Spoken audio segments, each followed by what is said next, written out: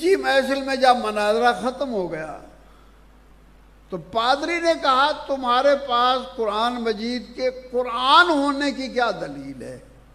اس کے منزل من اللہ ہونے کی کیا دلیل ہے؟ مولانا رحمت اللہ صاحب نے بیان شروع کیا.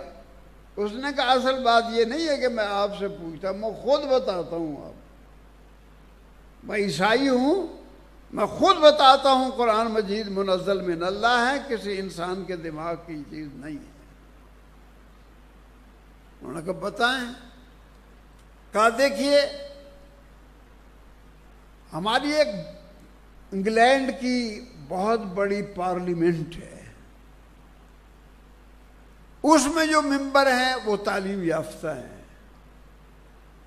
قانون سازی ان کا کام ہے، اس مسئلے میں بہت مفکر مدبر ہیں، اور تعلیم کا چرچا بھی ہے، آپ بھی جانتے ہیں.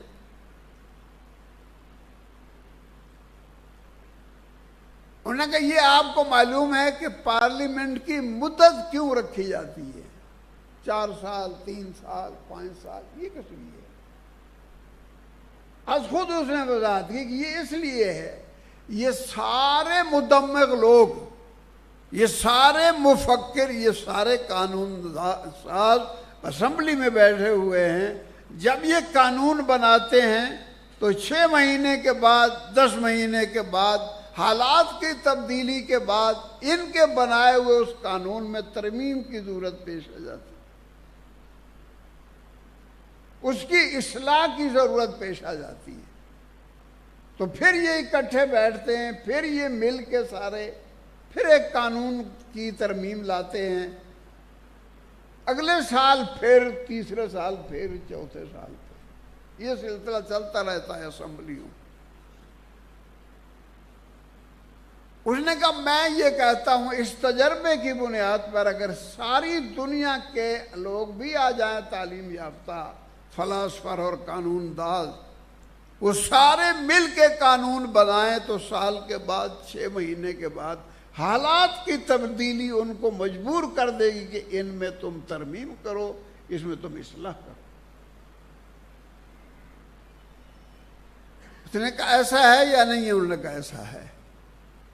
انہوں نے کہا دیکھیے حضور صلی اللہ علیہ وسلم کی ذات عالی نے کسی جگہ الف با نہیں پڑھا ہے. ایک آدمی امی ہے اور قوم بھی ساری امی ہے، اس نے قرآن مجید پیش کیا. قرآن مجید میں قانون ہے انسان سے متعلق مختلف ہیں، اور یہ قرآن جو ہے یہ دنیا کے ساتھ 1400 سال چلا ہے. پیش کرنے والا امی، پڑھا ہوا نہیں ہے. یہاں اسمبلی کے قانون ساز سارے تعلیم یافتہ،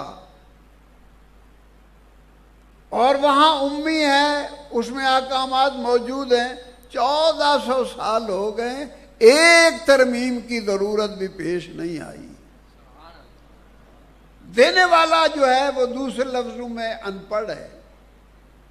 اس نے کوئی شورا نہیں بنائی اپنی، وہ بھی تو ان پڑھ تھے، کوئی شورا نہیں بنائی ہے.